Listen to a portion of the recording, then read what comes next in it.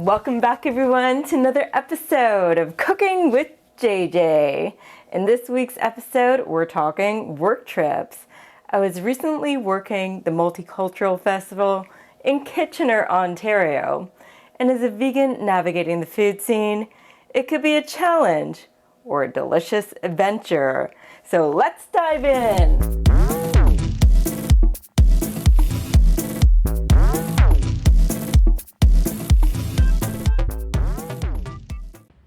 Kitchener is home to some diverse events, and I was thrilled to be traveling there for work for the annual Multicultural Festival. But when you're working an event, especially a busy one like this, food can sometimes be an afterthought. But for us plant-based folks, it's always on our minds. The great thing about a multicultural festival, though, is that it's a melting pot of global flavors, which often means amazing vegan potential. My role at these events involves being positioned at a booth for long stretches, constantly on my feet and needing high energy levels to engage with consumers all day. This means my food choices aren't just about being vegan, they're about staying fueled and energetic. So my number one tip for working events like these is strategic planning. It's a good idea to check the festival's website for food vendor lists. While it's not always explicitly stated, you can often spot cuisines that tend to be more vegan-friendly. For those of you who know me well, I'm pragmatic and budget-conscious, so I never rely on what might be at events, and I'm always prepared with my own food, and I'm self-sustaining. Let's be real, food prices at festivals are expected to be a lot higher, so if I do decide to get something from a vendor, it's generally only one order. One of the sandwiches I made involved using kimchi, and our nuts for cheese black garlic cashew cheese. Another sandwich involved using kimchi and our vegan pastrami that is No-No's brand. And of course, the nuts for cheese, vegan cheese as well. If you're looking for this vegan pastrami, you can find it at Good Rebel now. For this sandwich, I'm adding the vegan Beyond steak. And I love my olive oil, so I drizzled a little on. And added a little seasoning.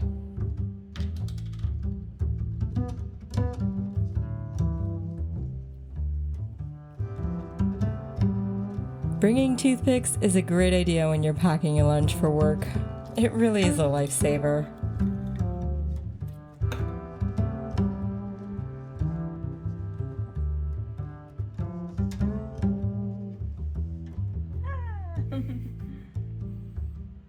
I did notice some vendors had vegan options noted, such as petite patties, Breadhead's wood-fired pizza, and other potentials such as a Vien Quang Vietnamese Buddhist temple, to name a few. If you're planning to try something as a vegan, don't be shy to ask about ingredients that you may not be aware of. As a vegan, for an example, I'm concerned about cross-contamination. I will not have a vegan spring roll if it's deep-fried in the same oil as meat. Sometimes oils used may not always be vegetable-based for various deep-fried items. Some people may still use tallow. The same goes for baked goods. While they may be egg and dairy free, are they free of lard? Believe it or not, some people still use it. That shiny jelly-like dessert may have gelatin in it, and some red dyes out there come from bugs. Aside from packing my lunch, it's a good plan to have snacks to keep you going. Luckily, when it comes to coffee breaks, there's no problem finding plant-based milk nowadays. It's pretty much commonplace. And Camp Coffee Company had a nice cold brew to offer with some plant-based milk options. I really wasn't planning on buying anything, to be honest. Also, working in that heat, you just want to eat your lunch in an air-conditioned spot rather than browsing around much outside. However, I was told about a vegan place just steps outside of the festival called Coven. It is a vegan grocery haven with some key takeaway items such as vegan sandwiches, vegan tuna salad, vegan chicken salad, desserts, and more. I love the variety of grocery items too, but we weren't staying long and I brought everything we would need. I decided to try their southern potato salad to fuel me for the late afternoon. And I ordered a frozen tiramisu, which I decided to try later on with Shimmy. Be sure to keep that water flowing at events like this, especially when there are record high temperatures. Believe me, aside from doing everything right, I ended up getting heat stroke nearing the end. However, I survived. I wanted to try Sauce Dash's pasta soak hack, so I gave that a shot, since we didn't have a stovetop. I brought some shallots, garlic, and some other goodies to incorporate into our pasta. Surprisingly, the pasta didn't take long to cook up with the boiling water. It absorbed a good chunk of water and expanded. I brought blended bite-sized tomatoes, our Beyond steak. Our pasta was all ready to go. Working with little equipment, you need to think things through a little bit. So I mixed everything together in this little dish. It had to be done by hand because I didn't bring my extra large dish. And I decided to give this pasta a little twist with some green curry paste and an Asian sauce blend I created.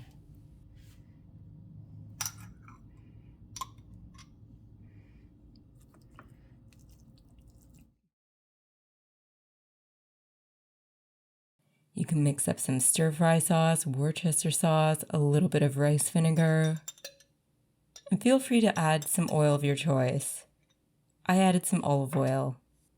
I made sure everything was well incorporated first. Then the plan was to heat this mixture up first. Since microwaves vary, you want to check on it.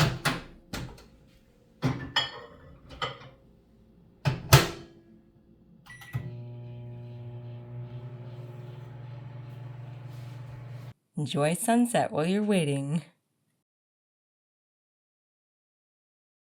Then I proceeded to add the mixture to the pasta. You want to give it a good mix and then heat it up once more, just so the flavors infuse. You want to be sure not to overcook the pasta though. The other dish there. Mm-hmm.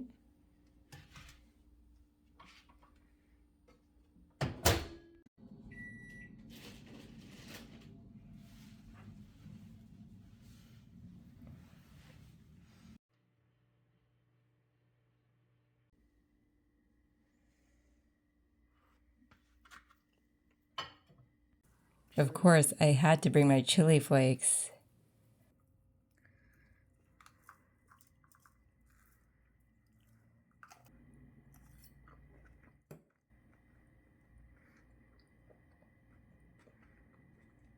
Normally, it's a good idea to wash your produce before leaving, but we did have a kitchenette sink.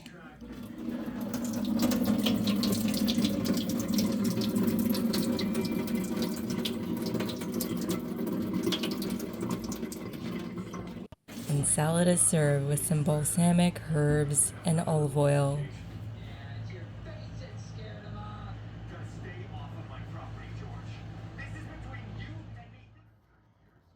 Now it's time for dessert, our vegan tiramisu. I found this one to be more like a cake, but it was still good. I believe I have tried a vegan tiramisu that I enjoyed more.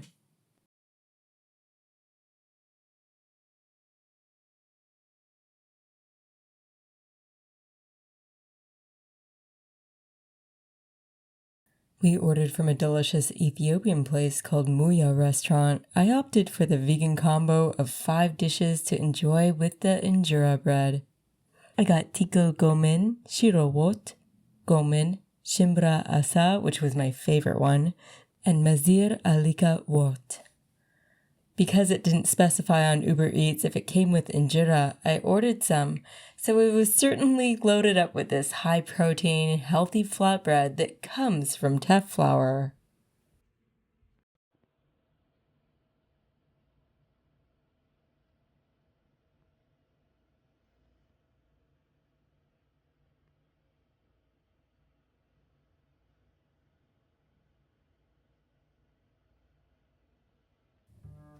If you're ever traveling out of town and want to explore what vegan or vegan-friendly restaurants there are in the area, check out the Happy Cow site or the app. Wherever you are in the world, you can see vegan, vegetarian, and vegan-friendly spots on there, so check it out.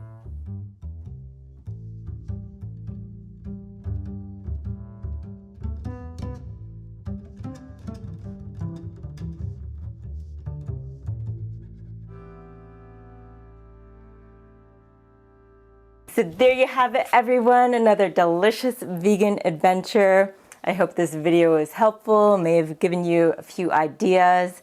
And remember, if you like this video in any way, shape, or form, hit that thumbs up button, subscribe to my channel, and hit that little bell notification icon so you don't miss a single video. Until next time, this is JJ signing off, keeping things interesting on the road and in my kitchen. Bon appetit.